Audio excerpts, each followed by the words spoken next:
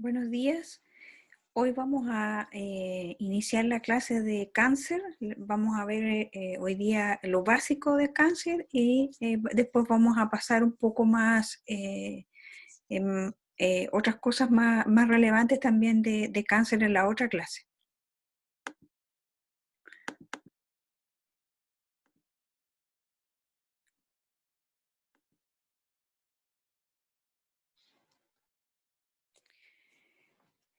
Un poco de historia acerca del cáncer es, bueno, los primeros datos epidemiológicos que existen con respecto al cáncer datan de 1713, en donde Bernardino Ramazzini, que fue un médico, ¿cierto?, pudo empezar a estudiar algunos pacientes que tenían formaban tipos de tumores. Y ahí hay pinturas también que ya demuestran que en el año, por ejemplo, 1275, que fue proporcionada por la Universidad de Leiden, ya médicos veían, ¿cierto?, o médicos, o en este caso algunos eran hasta sacerdotes, que veían cáncer de mama o tumores en mama. Y abajo hay un grabado holandés donde también están haciendo una eh, mastectomía, o sea, eliminación de una mama por cáncer de mama en el año ya 1600. El impacto actual del cáncer, ¿cierto?, con respecto a otras enfermedades es grande porque si ustedes ven, ¿cierto?, la cantidad de dinero que se utiliza para los tratamientos, ¿cierto?, y para, y para mejorar, ¿cierto?, la calidad de vida de los pacientes es alto, alrededor de 7,5 millones de dólares con respecto a otras enfermedades, pero sigue siendo la enfermedad cardiovascular la más relevante, pero de ahí en segundo lugar viene el cáncer.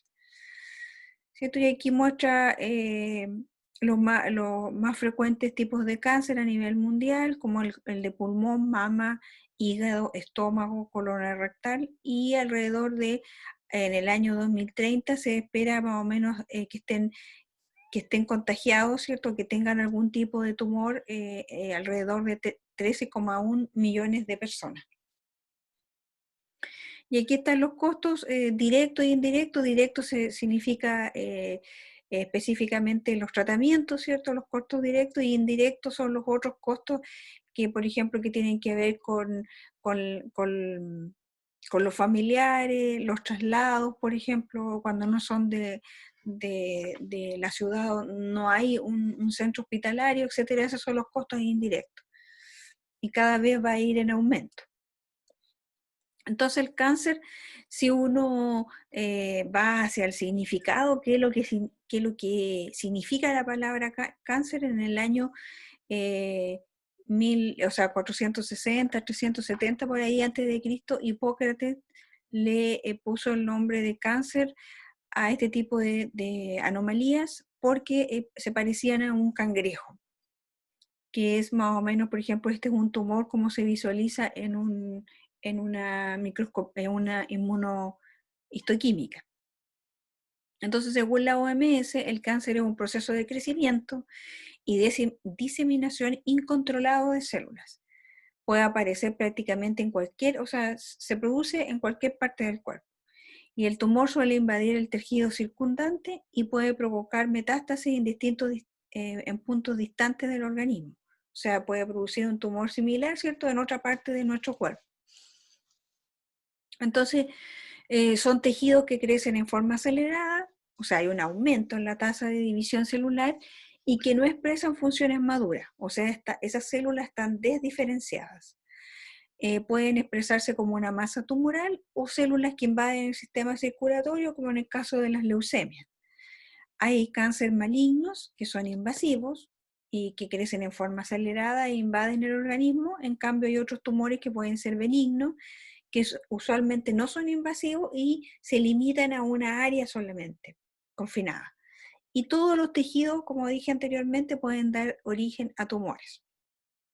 Por ejemplo, pueden haber tipos como carcinoma, que es el más común, que se origina en células que cubren la superficie externa o interna del cuerpo, como el pulmón, la mama, el colon.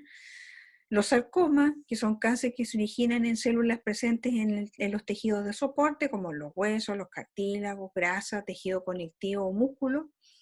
Linfoma, que es un cáncer que se origina en los nódulos linfáticos y en tejidos del sistema inmune. Y la leucemia, que es el cáncer que afecta a las células sanguíneas inmaduras que crecen en la médula ósea y tienden a acumularse en grandes cantidades en el torrente sanguíneo. O sea, este no es un tumor sólido, sino que circula, ¿cierto?, en la sangre. Entonces, dependiendo de dónde esté el tumor, ¿cierto?, se va a denominar de esa forma o sea, le van a dar ese prefijo. Por ejemplo, si está en una glándula, es adenocarcinoma; si está en un cartílago, condriocarcinoma; si está en el hígado, hepatocarcinoma; si está en la piel, melanoma; si está en el músculo, mioma, y así sucesivamente. Entonces, como ya había mencionado, el cáncer se origina por la pérdida del control del crecimiento normal. Entonces, los tejidos normales, la velocidad de crecimiento de las células normales y la muerte celular tiene que tener un equilibrio. O sea, cuando las células han alcanzado una serie de mutaciones, su DNA debería irse a apoptosis. Entonces, y si las células se quedan, ¿cierto?, con esas mutaciones, pueden producir cáncer. El cáncer, entonces, en el cáncer este equilibrio se pierde, como les decía, lo que resulta en un crecimiento celular descontrolado o pérdida de la capacidad de las células de entrar a apoptosis, que es una muerte celular programada. O sea que cuando la célula tiene alguna anormalidad, debería irse a apoptosis y degradarse, y no quedarse, ¿cierto?, con esas mutaciones. Este mecanismo funciona normalmente para que las células viejas o dañadas se autodestruyan. Esa es la apoptosis. Entonces, si no se produce apoptosis, la célula se sigue dividiendo con las anormalidades que tiene, y ahí se puede producir un cáncer. Entonces, un ejemplo bien eh, didáctico, ¿cierto?, para entender este proceso es la epidermis. Este es que debería ser un proceso normal. Entonces, aquí las células del estrato basal, o sea, la célula más hacia afuera, se divide lo necesario para reponer las células que permanentemente se están perdiendo de la superficie de la piel, ¿cierto? Nosotros al rascarnos, ¿cierto?, la piel, o tener una herida, ¿cierto?, deberían reponerse esas células. Entonces, cada vez que una de estas células basales se divide, debería producir dos células, ¿cierto?, a través de la mitosis. Y lo que sucede en estos tejidos es que una de las cuales permanece en el estrato basal, ya una de las cuales debería permanecer aquí y reparar, ¿cierto?, el tejido, en tanto que la otra debería migrar y debería diferenciarse, perdiendo su capacidad de dividirse. Entonces, nosotros generamos dos células, una se queda en el estrato basal, manteniendo la capacidad de división, y la otra migra, ¿cierto?, hacia los estratos más interiores, pero se diferencia y pierde la capacidad de dividirse. Eso serían condiciones normales. En el caso del cáncer, se pierde este balance normal entre división y muerte, y esto que yo les mencionaba, que una célula mantiene la capacidad de división y la otra la pierde. En este caso, las células basales ahora se dividen más rápido que lo que requiere para reponer las células que se pierden desde la superficie. Y en este caso, cada vez que una célula basal se divide, las dos células nuevas retienen la capacidad de dividirse. O sea, ninguna se diferencia. Ninguna pierde la capacidad de división. Entonces, ahí en vez de una van a haber dos, y después de esas dos, cuatro, y así sucesivamente. Entonces, el incremento gradual de las células en división forma el tumor o neoplasma. En la medida que se acumulan más y más células en división, ¿cierto?, porque ninguna se diferencia, la organización normal del tejido se pierde gradualmente. Ahora, las diferencias, como yo les mencionaba al principio, entre los tumores benignos y malignos está se ve muy bien en esta figura, ¿cierto?, porque el benigno se está circunscrito a un espacio específico. Entonces, cuando se va a eliminar, ¿cierto?, el médico lo va a sacar, lo saca entero. En cambio, cuando es un cáncer de tipo maligno o tumor maligno, se tiende a difundir. ¿Ya? Entonces, las células, ¿cierto?, invaden otros tejidos. Y eso lo hace un tumor maligno. Entonces, esto también aquí se ve bonito, como lo mismo que les decía, ¿cierto? Uno benigno, ¿cierto? Está circunscrito a un espacio solamente, no ha roto nada, ¿cierto? No ha roto la membrana basal ni nada de la célula, del tejido. En cambio, el maligno sí rompe, ¿cierto? Las membranas y va hacia, invade, ¿cierto? El tejido, o el tejido, la circulación o el tejido linfático. Entonces esto es lo mismo, se rompe, ¿cierto? La membrana basal, generalmente, o la lámina basal, ¿cierto? Y las células alcanzan, ¿cierto?, el torrente sanguíneo y de esa manera pueden viajar hacia otros tejidos y formar otro tumor allí. Eso es lo que significa o lo que llaman metástasis. Entonces, por ejemplo, de un tumor cerebral se puede producir un melanoma, ¿cierto? O un tumor en el hígado. Y las células son capaces de viajar altamente, ¿cierto?, a través del torrente sanguíneo. Ahora, ¿por qué las células se sueltan, cierto? Ustedes ya vieron las uniones estrechas, ¿cierto? Entre las células, se pierden estas uniones en las células tumorales. Por eso son capaces de viajar, ¿cierto? Y ir hacia otros lugares. ¿Cuáles son las causas del cáncer?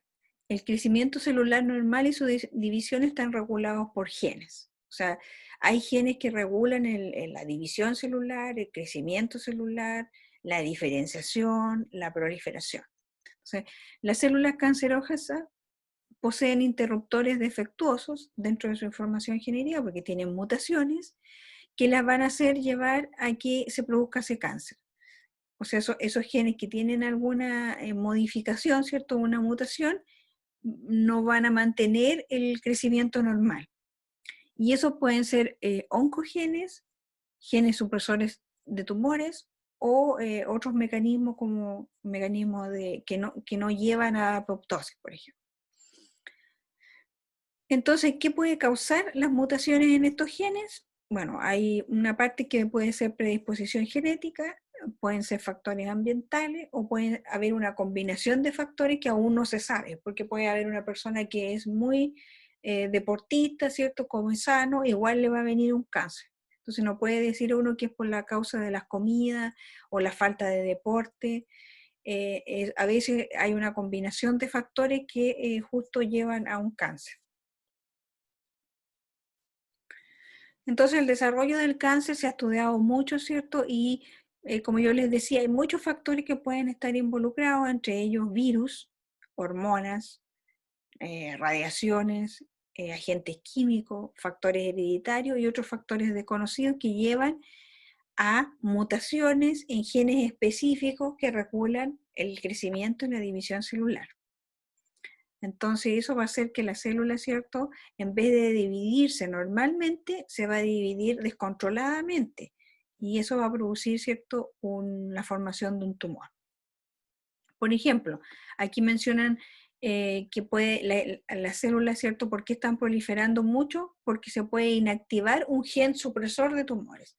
Hay genes que son como alarmas, ¿cierto?, que previenen que se produzca un tumor. Y si esos genes supresores no están activos, llevan a producir un tumor. O bien, como lo dice aquí, pueden inactivar un gen reparador del DNA. Hay genes que reparan el DNA cuando tienen una mutación. Entonces, si esos no están activos, también se puede producir un tumor. O la mutación de un pro-oncogen. Es un gen que está relacionado con división y proliferación celular. Entonces, si ese gen adquiere una mutación, va a llevar a una división y proliferación descontrolada. O inactivar a varios genes, que no solo a uno, sino que a varios genes que pueden tener distintas actividades relacionadas a que lleven a la proliferación celular descontrolada. Como yo les decía, hay factores genéticos y ambientales que pueden llevar a la producción de un cáncer. Por ejemplo, estos son ejemplos que eran algunos gráficos que habían en unas publicaciones, los cuales mostraban que, por ejemplo, japoneses que viven en Japón, ¿cierto? son poco propensos al cáncer, de producir cáncer de colon. En cambio, si esas familias japonesas se trasladan a Estados Unidos, tienen una mayor probabilidad de producir cáncer de colon, al igual que los habitantes de Estados Unidos. Entonces, ahí uno ve que más que un factor genético, ahí es ambiental. Al revés, japoneses que tienen altas probabilidades de producir cáncer de estómago, al trasladarse a Estados Unidos, ¿cierto? Disminuye su nivel de predisposición al cáncer de estómago, ¿cierto? Así como lo tienen los habitantes de Estados Unidos. Entonces hay una combinación de esos factores. También lo hereditario se ha ido como dejando un poco de lado, porque se dice que solo un 5% nomás de los cánceres tienen una relación hereditaria. O sea, la mayoría de los cánceres, no, aquí da como ejemplo el cáncer de mama, pero en general, ¿cierto?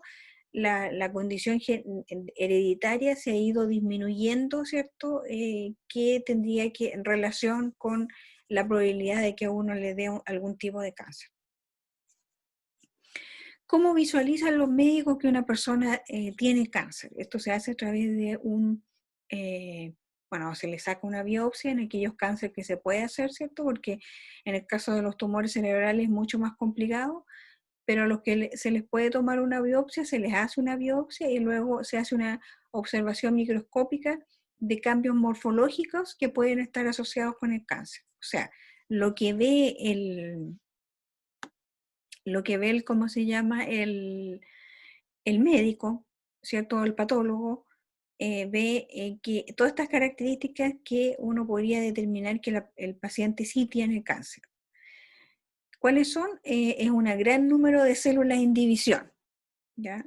O sea, aquí se ve claramente una diferencia entre el tejido normal y el tejido de cáncer. Núcleos grandes de forma variable. Tiene los núcleos mucho más grandes y el volumen citoplasmático más pequeño. Pérdida de las características celulares especializadas. Una célula, una neurona, ¿cierto? Pierde su característica. Tienen arreglos de células desorganizados y bordes poco definidos, que es lo que yo les decía, porque tienden a hacer tumores grandes, ¿cierto? Y esas células tienden a irse hacia otros sectores. La graduación de los tumores, eso lo hacen los médicos, ¿cierto? Los patólogos, y ellos, más o menos de acuerdo a las características que yo les mencioné, ¿cierto? Saben si es grado 1, grado 2, 3 o 4. O sea, como dice aquí en esta diapositiva, el cáncer con una apariencia celular muy anormal y una gran cantidad de número de células en división tienden a crecer más rápidamente, diseminarse a otros órganos más frecuentemente y ser más refractarios al tratamiento que aquellos cánceres que presentan una apariencia celular más normal. Basado en estas diferencias de aspecto microscópico, que las que vimos anteriormente, ¿cierto? Los patólogos le asignan una graduación numérica a los cánceres. En este sistema entonces está el grado 1 y grado 2, que son los de más bajo grado, o sea, tienen menos tienen dentro de las características que les di, ¿cierto? Tienen menos características en comparación a los grados 3 y 4 que tienen la mayoría de las características que yo les mencioné. Entonces, ellos basan de acuerdo a su expertise, ¿cierto? Como patólogos, de saber, ¿cierto? Qué graduación le van a dar de acuerdo al número de características que tienen las biopsias, ¿cierto? Y entonces ellos van a preguntarse, bueno, ¿qué tan grande es el tumor? ¿Cuánto invadido a los tejidos vecinos? ¿Cuánto se ha diseminado a los nódulos linfáticos? Y si existen metástasis también en otras regiones. O sea, obviamente que el que tiene grado 1 va a tener mucho más probabilidad de sobrevivencia que el que tiene grado 3 o grado 4. El grado 4 casi no tiene mucha sobrevivencia. Por ejemplo, en el caso del cáncer que nosotros estudiamos en el laboratorio, que es el glioblastoma, que es un tumor cerebral grado 4, los pacientes solo tienen una sobrevivencia de 6 meses. Entonces ahí, pues a lo mejor no lo ponen aquí en la tablita porque casi la sobrevivencia es mínima. Entonces los cánceres en el mundo, como yo les había dicho, en general las enfermedades cardíacas son la causa primera de muerte a nivel mundial, pero el cáncer, ¿cierto?, se ha ido como nivelando con las enfermedades cardíacas. O sea, en algún momento cáncer va a ser la primera causa de muerte a nivel mundial. Y generalmente los cánceres los dividen entre mujeres y hombres, ¿cierto? Y se hace una diferencia entre el número estimado de casos y el número de muertes, porque hay algunos cánceres en los cuales son más mortales, pero son menos incidentes, o al revés. Hay algunos que son más incidentes, pero menos mortales. Entonces, por ejemplo, los más incidentes son el cáncer de próstata, pulmón y colon en el caso del hombre, y en la de las mujeres es mama, pulmón y colon. Pero si uno ve el número de muertes, el primero en ambos sexos, ¿cierto?, es el de pulmón. Y ahí después cambia a próstata y colon en el hombre y mama y colon en la mujer. Pero si uno ve, por ejemplo, en el caso de las mujeres, ve el número estimado de muerte, ahí aparece también los cánceres cerebral, que no son los más incidentes porque no aparecen en esta tabla, pero sí los más que producen más muerte. Entonces, generalmente los cánceres que son más incidentes, pero no son tan mortales, son aquellos que hay más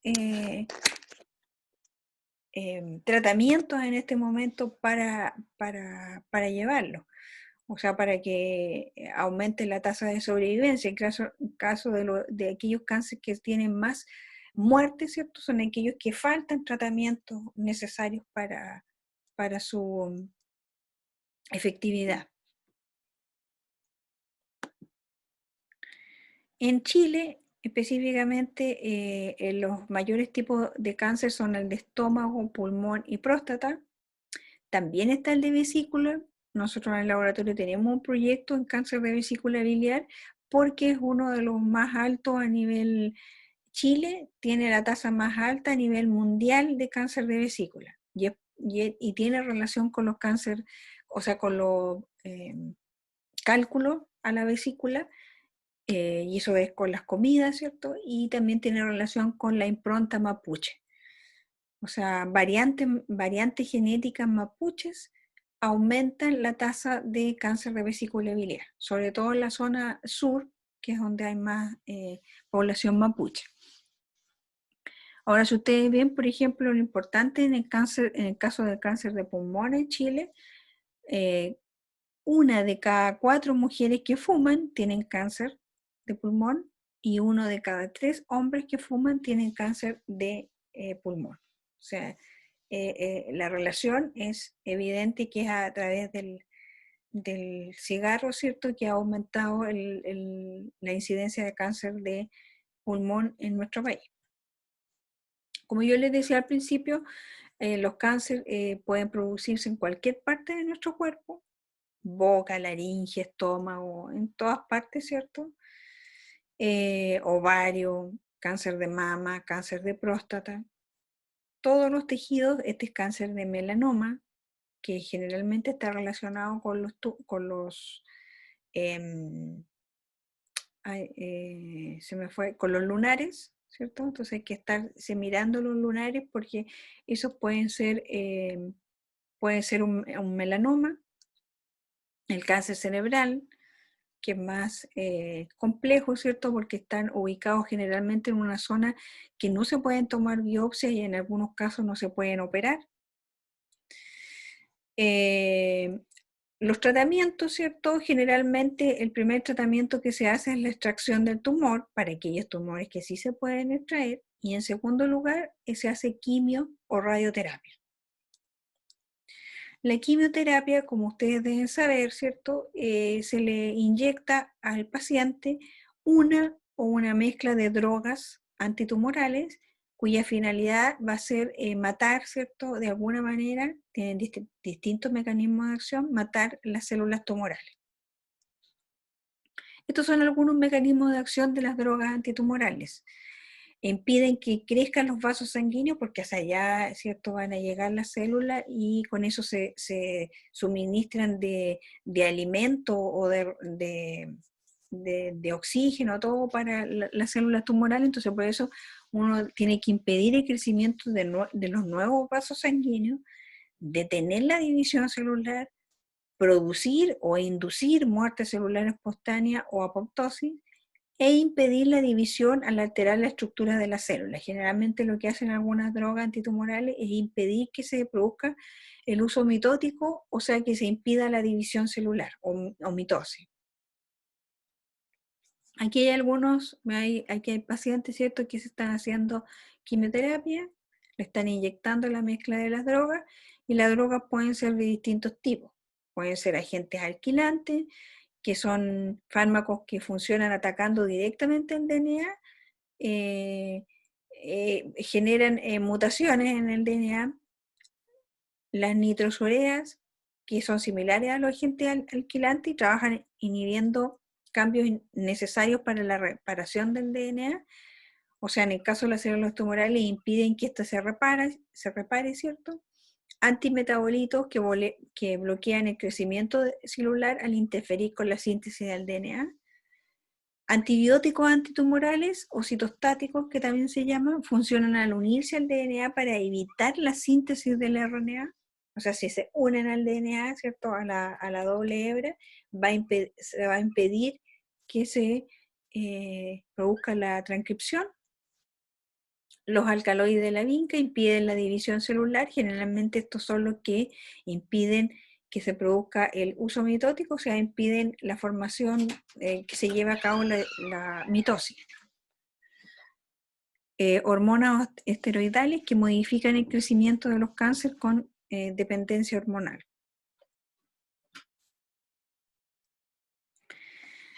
Hay algunas drogas también que se utilizan en el caso del cáncer que afectan directamente a las topoisomerasas.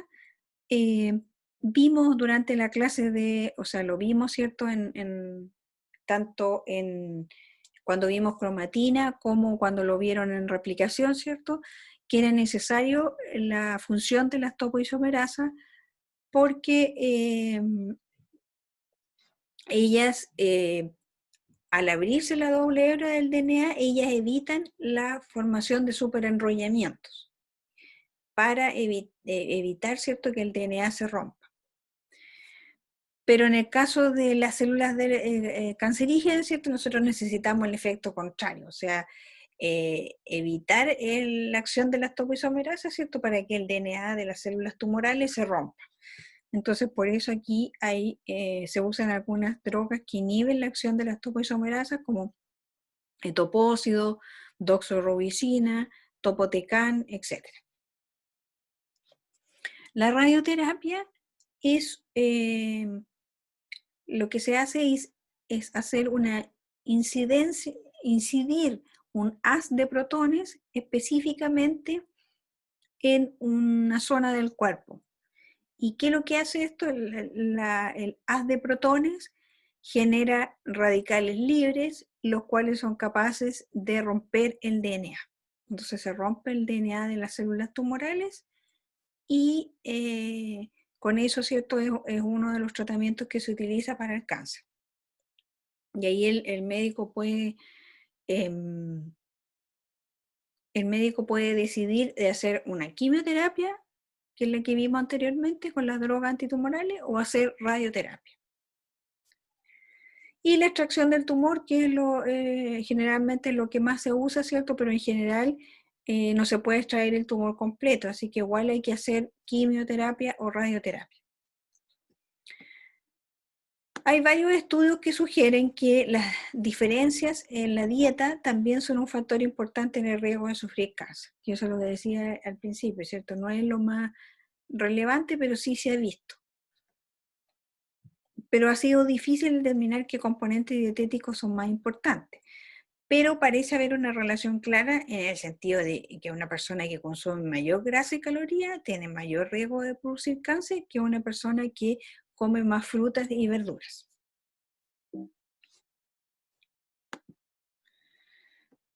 Con respecto ahora a ¿qué genes realmente son los que adquieren estas mutaciones y que pueden llevar a producir un cáncer? Y eso ya se lo había mencionado, pero lo vamos a ver un poquito más en detalle. Son oncogenes, genes supresores de tumores y genes que están involucrados en la reparación del DNA. Entonces, cualquiera de estos genes que van a controlar la proliferación celular pueden llevar a provocar cáncer. Entonces, ¿qué es lo que es un oncogen? Un oncogen, generalmente los genes que están relacionados con proliferación y crecimiento celular se les llama prooncogenes, porque si ellos adquieren una mutación, se van a convertir en un oncogen. ¿Por qué? Porque si ellos están controlando la proliferación y crecimiento celular y adquieren una mutación, eso va a llevar a un descontrol en la producción de ese gen y a su vez va a llevar a un descontrol en la proliferación y crecimiento celular. Entonces, estos genes generalmente, si no son reparados, ¿cierto? Con mecanismos de reparación específicos que les eliminan esas mutaciones, eso va a llevar a cáncer. Entonces, ¿qué genes podrían ser llamados prooncogenes? ¿Cierto? O sea, que estén relacionados con funciones relacionadas con crecimiento y división celular. Factores de crecimiento, ¿cierto? Los receptores de esos factores de crecimiento, proteínas que se activan de vías de señalización, ¿cierto? Que en general son proteínas quinasas, que pueden activarse y llevar al aumento de una vía de señalización que esté relacionada con crecimiento y proliferación celular. Eso lo van a ver mejor cuando vean señalización celular, que se las tiene que pasar Ilona la próxima semana. Pero en general estas vías son activadas por proteínas quinasas que llevan, ¿cierto?, a activar vías que están relacionadas con el crecimiento y proliferación celular. Proteínas que controlan el ciclo celular, que tienen que haberla visto con Angara. Proteínas que afectan apoptosis, o sea que deberían llevar a apoptosis, y si tienen una mutación a lo mejor no lo llevan a apoptosis. Y factores de transcripción, como el factor MYC. Entonces, el prooncogen lo que puede hacer es producir un exceso de esa proteína, ¿cierto?, que está regulando algún proceso de crecimiento y proliferación celular. Puede, en vez de una copia, puede aumentar sus copias en el genoma, ¿cierto?, y producir más de una proteína, ¿cierto? O tener una mutación puntual que hace que esa proteína se vuelva hiperactiva o resistente a la degradación. Entonces se mantiene ahí y va a regular algún proceso relacionado con crecimiento y proliferación celular. El otro tipo de genes que podrían podrían producir cáncer son aquellos genes supresores de tumores que en general lo que hacen ellos es actuar como un pedal de freno. O sea, cuando ven que se va a producir un cáncer, ellos actúan. Pero si ellos tienen una mutación, adquieren una mutación, ellos no van a actuar y no van a frenar, ¿cierto?, la producción del cáncer. Entonces, ¿a dónde actúan las proteínas supresoras de tumores? Inhiben, por ejemplo, que el factor de crecimiento se una a su receptor, inhiben las proteínas quinasas que activan la vía de señalización, que lleve a aumento en la proliferación y división celular, y también pueden inhibir la unión de los factores de transcripción al DNA para que no se produzca la activación, por ejemplo, de vías o de genes que están relacionados con proliferación celular. Entonces hacen lo contrario que lo que hacían los prooncogenes, y esto inhiben, pero si ellos no están, igual se puede activar la vía. Por ejemplo, en el caso del gen P53, que es uno de los mayores o más estudiados proteínas supresoras de tumores, por ejemplo, el gen P53, si está dañado el DNA, ¿cierto? Si está dañado el DNA, no debería seguirse duplicando la célula o el material genético. Entonces ahí se activa P53 se une al gen P21 ¿cierto? Y este se une a una ciclina, a una quinasa dependiente de ciclina, que detiene el ciclo celular. Entonces esa célula ya no se divide. ¿Por qué? Porque tiene una mutación. Pero si el P53 no está, este gen supresor, no va a haber detención del ciclo y esa célula se va a seguir multiplicando con esa mutación. Los mecanismos de reparación del DNA, y que no los vamos a ver en detalle, porque eso ustedes lo van a ver como en tercero más o menos de su carrera, ahí los vemos en detalle, yo se los paso. Hay una serie de mecanismos de reparación del DNA que hacen que se evita que el DNA tenga alguna mutación. Entonces, si hay una mutación en el DNA, hay mecanismos de reparación que sacan esa mutación. Por ejemplo, cuando vimos, cuando vieron replicación, tienen que haber visto que la DNA polimerasa tenía distintas actividades y una de ellas era una actividad correctora, que era la actividad exonucleasa 3'5'. Todas las DNA polimerasa tienen esa actividad, en este caso son las de coli. Y esa actividad le ayuda a que ella pueda reparar, ¿cierto? Si ha habido un error. Por ejemplo, aquí se está colocando una C que no aparea con una adenina, ¿cierto? Y se está poniendo aquí, entonces hay que eliminarla. Y eso lo hace la actividad correctora de la DNA polimerasa, que se llama actividad proofreading 3'5', que tienen que haberla visto cuando pasaron replicación. Entonces esa base, o sea, ese nucleótido que está desapareado o que no corresponde es eliminado y de ahí se continúa con la replicación. Ese es un mecanismo de reparación que existe, pero hay muchos más. Por ejemplo, se pueden producir mutaciones por radiación ultravioleta.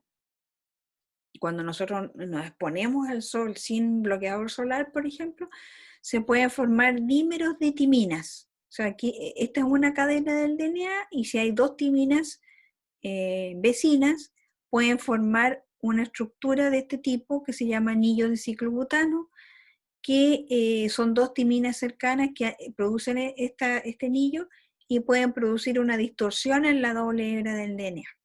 Y esa es una mutación permanente en el DNA que hay que reparar. Y para eso existe un mecanismo de reparación específico.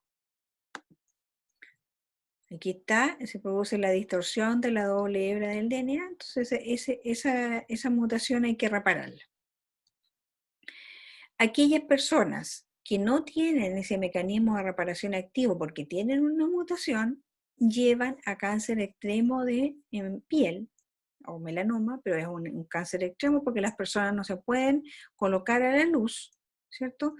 Que esas personas tienen la enfermedad que se llama Scleroderma pigmentosum, porque generan estos dímeros de timina, pero no tienen el mecanismo de reparación activo por una mutación. Lo otro importante es que nosotros tenemos que siempre fijarnos en los lunares, ¿cierto? Porque los lunares, por exposición a la luz solar, pueden llevar a cáncer, ¿cierto? Y estos son algunos detalles que nosotros deberíamos visualizar en nuestros lunares, ¿cierto? Que pueden ser melanoma, como lunares asimétricos, bordes irregulares, colores variados o diámetros más de 6 milímetros. Por ejemplo, y eso está totalmente descrito que en zonas donde hay mayor radiación ultravioleta, porque la capa de ozono no está, ¿cierto? Hay mayor predisposición a cáncer de piel, como es en Dallas, por ejemplo, en Estados Unidos, con respecto a otras ciudades.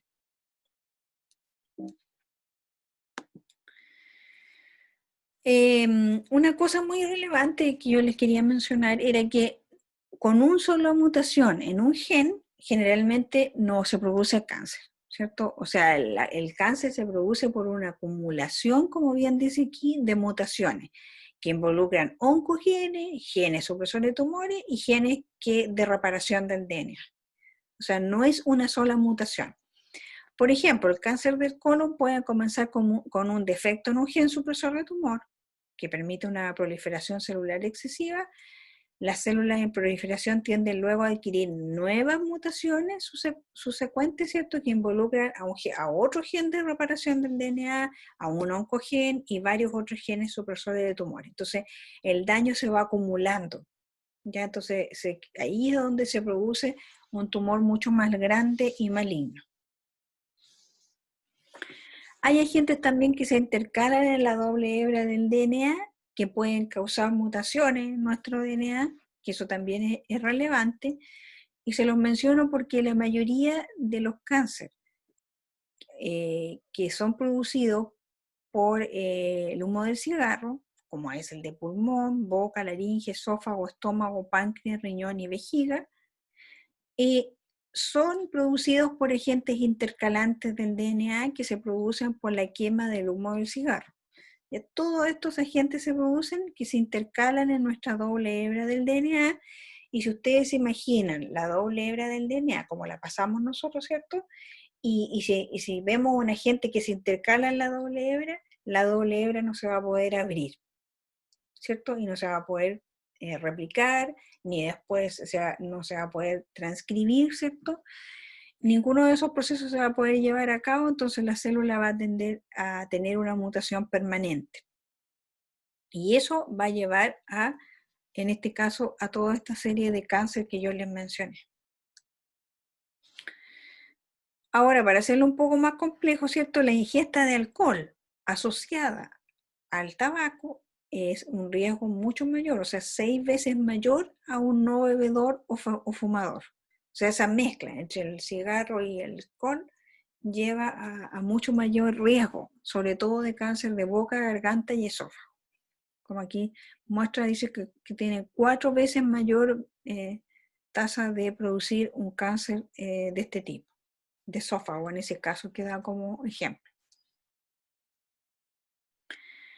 También hay genes supresores de tumores que son como el BRCA1 y BRCA2 en mujeres, sobre todo, que las personas que tienen mutados estos genes supresores de tumores tienen una mayor incidencia a producir cáncer.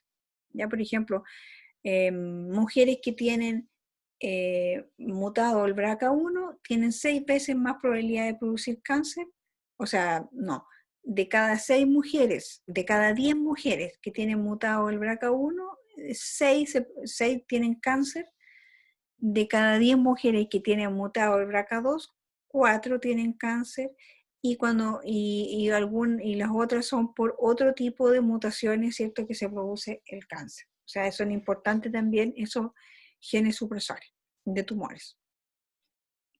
Ahí este monito era para decirle que el BRCA1 y BRCA2 no solamente produce cáncer, predisposición a cáncer de mama, sino que también de ovario, trompa, peritoneo, páncreas y próstata.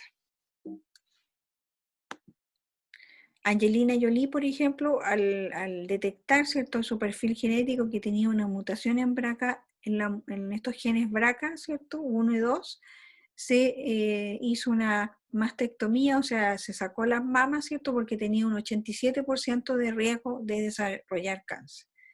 Entonces, esa es una forma también de detectar, ¿cierto?, si uno va a tener predisposición a este tipo de cáncer. Hay una serie de mecanismos de reparación que yo les decía que no los vamos a ver, solo se los menciono, pero quería que ustedes sepan que si hay una anormalidad en estos mecanismos de reparación, porque hay una mutación en alguna de las proteínas que participan en estos mecanismos de reparación, las personas van a tener una mayor susceptibilidad a un tipo de cáncer, ya sea colon, ovario, melanomas, leucemias, linfoma, ovario, mama, etc. Hay varios virus que también nos infectan a nosotros que producen también una mayor probabilidad de tener algún tipo de cáncer. Ya, por ejemplo, el virus de la hepatitis B puede producir carcinoma hepatocelular, igual que el virus de la hepatitis C, o también puede producir el linfoma no-Hodgkin. El Helicobacter pylori, que está en el estómago, ¿cierto? Cuando uno tiene gastritis, puede producir carcinoma de estómago, o linfoma no Hodgkin, las personas pueden ser susceptibles a producir este tipo de cáncer. El virus de papiloma humano, que ya está descrito, ¿cierto? Inclusive hay una vacuna ahora que se les coloca a las niñas entre los 10 y 11 años para evitar el cáncer cervicuterino de vulva y de otros aparatos genital. El virus del sarcoma de Kaposi puede producir el sarcoma de Kaposi. El virus Epstein-Barr puede producir un linfoma no Hodgkin.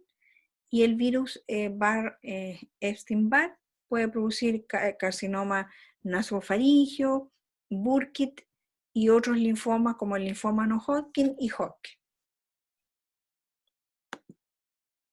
Y como yo les decía, el virus del papiloma humano se produce por relación sexual, ¿cierto? Con una persona que tiene el virus. Generalmente el hombre se lo traspasa a la mujer porque en el hombre no tiene mayor significancia, pero en la mujer produce cáncer cervicuterino. Por eso es que ahora hay vacunas contra este tipo de cáncer. Y esto era lo mismo que yo les decía.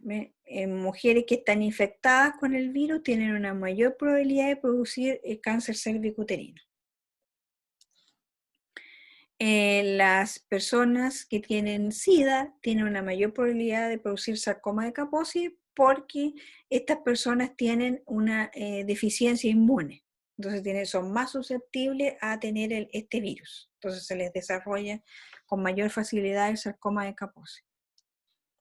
El Helicobacter pylori, que es cuando las personas tienen gastritis o úlceras gástricas, algunas personas están infectadas con este virus, que es el Helicobacter pylori, y tienen mayor probabilidad de producir un cáncer de estómago. Y obviamente, como yo les dije, el acúmulo de mutaciones, ¿cierto?, se va produciendo con la edad. Por lo tanto, las personas que tienen más edad tienen más probabilidad de tener más tumores, más mutaciones, y entonces tienen mayor probabilidad de producir cáncer que una persona más joven. Por eso siempre el cáncer se le da a las personas con más edad, pero no necesariamente, no todas, pero sí es con mayor probabilidad. ¿Cuáles son los test para detección temprana del cáncer? Está el PAP, que se le hace a las mujeres para detectar, una inmunohistoquímica que se hace para detectar cáncer cervicuterino, la mamografía y la ecografía para cáncer mamario, el antígeno prostático, que es el único marcador tumoral que existe en el caso para detectar cáncer prostático, sangre oculta en la S para detectar cáncer de colon, biopsia o muestra de sangre para detectar cánceres de tipo como las leucemias, tomografía axial computarizada para detectar diferentes tipos de cáncer, y el PET scan, que es un tipo de examen que se hace como un marcador para detectar células cancerosas. Que es, o sea, el paciente, ¿cierto?, toma glucosa radioactiva y como las células cancerosas están proliferando más, entonces necesitan glucosa para llevar a cabo todo su metabolismo, ¿cierto? Entonces toman la glucosa y se puede mostrar inmediatamente a dónde está la radioactividad, ¿cierto?, cuando se le hace el examen, y aquí claramente se ve que el tumor lo tiene, ¿cierto?, en esta zona, en la garganta o en la laringe, ¿cierto? El resto se ve nomás porque, por ejemplo, los otros son zonas donde hay activa proliferación, ¿cierto?, como los testículos, por ejemplo, y en este caso se ve también el corazón. Pero el tumor se ve claramente que lo tiene en esta zona.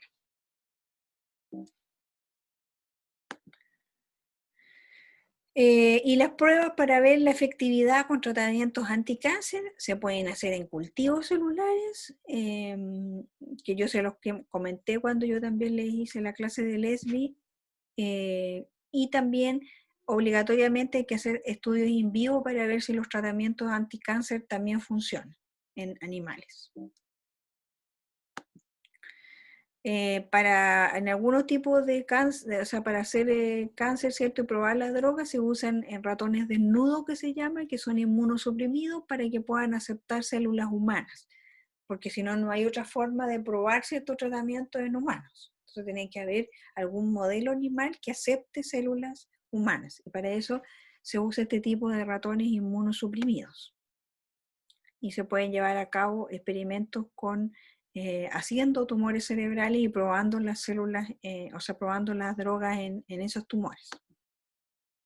Por ejemplo, aquí hay un cerebro normal y hay un cerebro con tumor, y entonces ahí se prueban los tratamientos. Aquí hay un ejemplo de medición del volumen del tumor. Por ejemplo, se puede probar una mezcla de drogas, ¿cierto? Y uno mide el volumen del tumor en los animales. Entonces, si el volumen ha disminuido, quiere decir que el tratamiento ha hecho efecto. Aquí, por ejemplo, el volumen, aquí está el tumor y el volumen disminuyó, ¿cierto?